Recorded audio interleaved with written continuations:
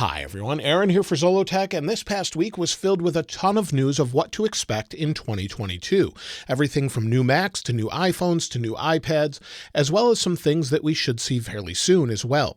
This is your news update for the week of December 5th, 2021. And the first thing is TSMC, or Taiwan Semiconductor, that Apple works with regularly and helps create the chips that are inside the recent iPhones and Macs, has already started a pilot production program, or sort of a test production of 3nm chipsets.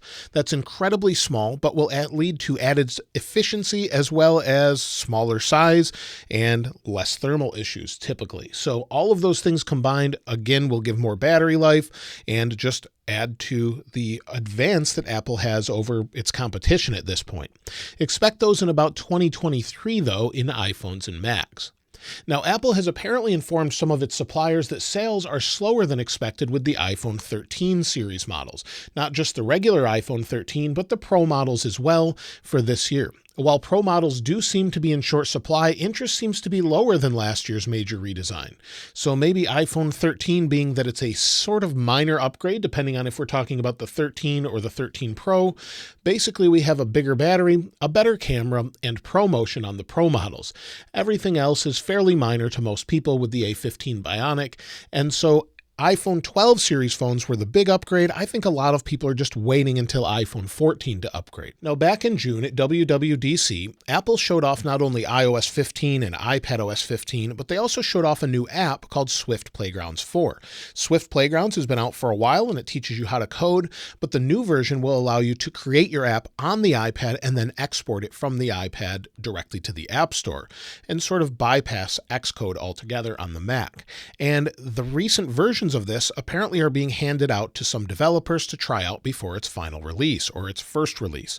And as you can see, 9to5Mac has sort of a first look at it, and it allows you to create directly on the iPad. So you could learn how to code, but also create your app on the iPad itself and then export it to the App Store according to Apple. So this should come out hopefully fairly soon. Apple has not given an official date, but this would be great for some. I know my daughter has gone through all of the different Swift Playground activities to learn how to code and would love to be able to do more directly on here since she's familiar with it.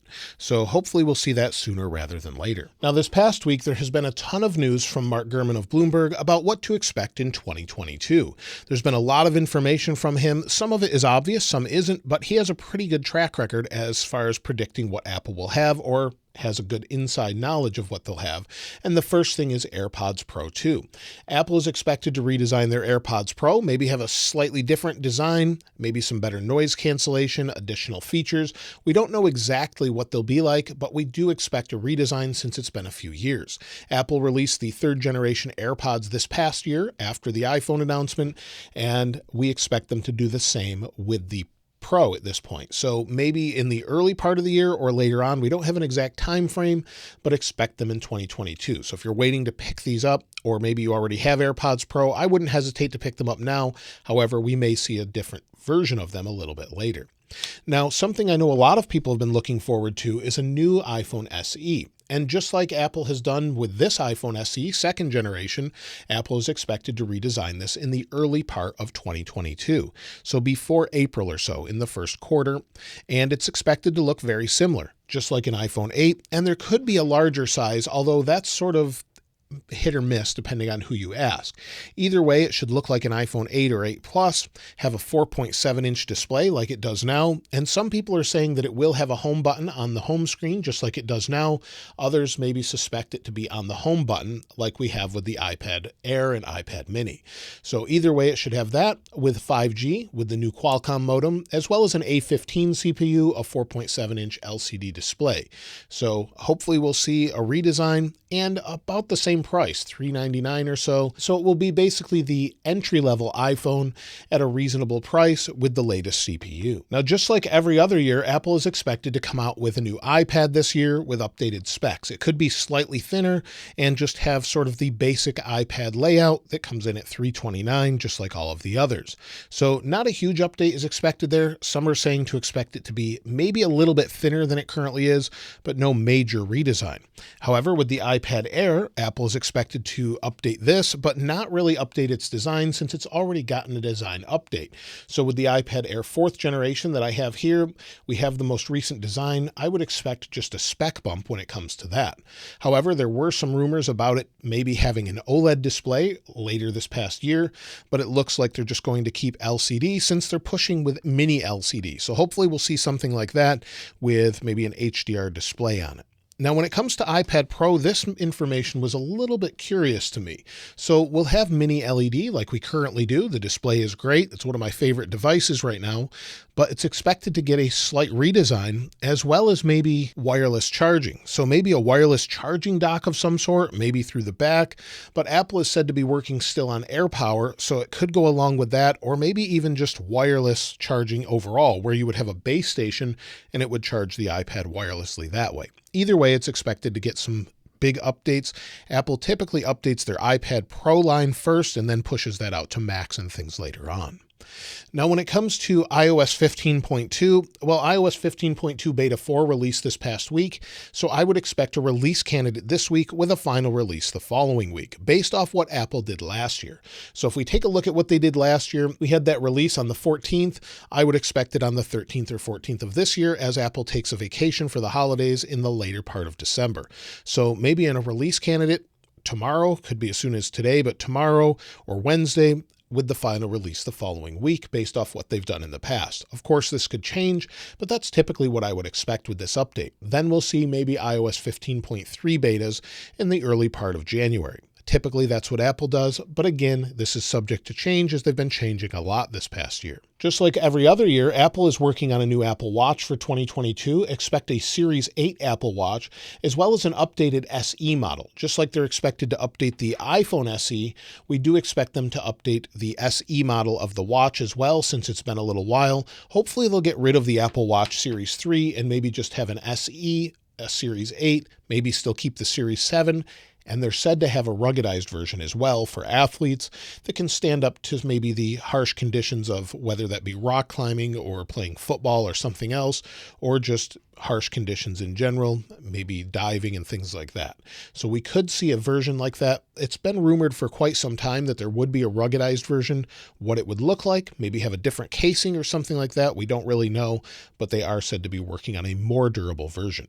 Now, with the upcoming iPhone 14 that we'll see in 2022, every year we see a new iPhone, we can expect one this year, and Ming-Chi Kuo is saying still to expect one without a notch. Apple is said to be working on one without a notch, but still integrating Face ID. It said that they've sort of gotten rid of Touch ID, although I would love to see either under the display or on the power button, but they're said to be gotten rid of Touch ID and instead will still use Face ID. Now, they are also said to be using a hole punch display, and I know some people really like them. I think they're okay. As you see on a Samsung S21 Ultra, the hole punch is at the top, it's inconspicuous, and really doesn't get in the way. So it's something that is there. You could have that under display fingerprint sensor, but the notch does set it apart. And with Apple's move to putting a notch on a MacBook, I'm not so sure it will go away. But either way, we can expect an updated CPU, maybe an updated design a little bit, or just a minor update again. It's hard to say until we see it and get closer to the release where Apple actually starts producing them, and that's where we get more information from the supply chain. Now, just like I mentioned last week, Apple is working on a headset, Apple Glass, or a mixed reality headset that would implement augmented reality and virtual reality, or one or the other, and use the cameras to sort of augment things over the top of them. They've been pushing this on the iPhones, but Tim Cook has said that they're really sort of pushing that technology, and according to Mark Gurman, we could expect Apple Glass or some sort of headset to debut in 2022. This lines up with what others are saying, and the first version is said to focus on gaming, communication, and media consumption. That makes a lot of sense, and what they plan for the future, of course, Apple lays these out years in advance, so maybe we could see that this year. It was rumored for last year, but we do know they're working on something. Now, as far as Macs go, there's a ton of news about those as well. They're expected to get quite a few redesigns and new versions being shown with Apple Silicon, as Apple is fully transitioning to that this year.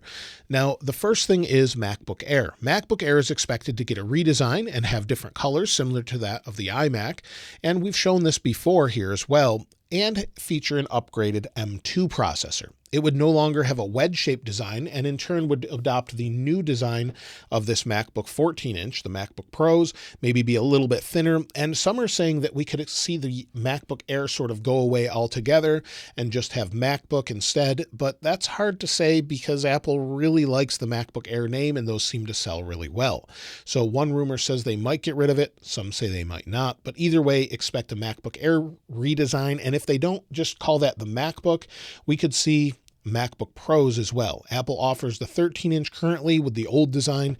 We could see them get rid of the touch bar and be similar to this design with the 14-inch MacBook Pro. Maybe be a little bit thinner, have less ports, and just offer an M2 as well. Mac Mini is also expected to get a redesign since that hasn't been updated as well with its design. We've heard a little bit about that, where it could have some new ports, maybe MagSafe as well, and just have maybe more Pro options with the M1 Pro and M1 Max. And then, of course, iMac Pro and Mac Pro are the last two remaining Macs to be shown that haven't moved over to Apple Silicon yet. So we can expect those. I've talked about that. The iMac Pro is said to look similar between the Pro Display XDR and the current iMac. And then the Mac Pro also needs to be updated. Whether or not that's going to be a full-size tower or something different is hard to say. Some people have said it will be more like the G4 Cube, but we're waiting for that. The big news about the Pro lineup, though, is that they're going to feature maybe dual M1 Pros or M1 Max CPUs and 20 or 40 compute cores. So a ton of cores extra, as well as up to 128 gigs of RAM. So we could see that or maybe even more. So some huge configuration changes that make it even faster than the current M1 MacBook Pros or M1 Max MacBook Pros. Let me know what you're looking most forward to in the comments below. And of course, once iOS 15.2 updates come out this week, I'll be sure to let you know. If you'd like to get your hands on this wallpaper, I'll link it in the description like I normally do. And if you haven't subscribed already, please subscribe. And if you enjoyed the video, please give it a like. As always, thanks for watching. This is Aaron. I'll see you next time.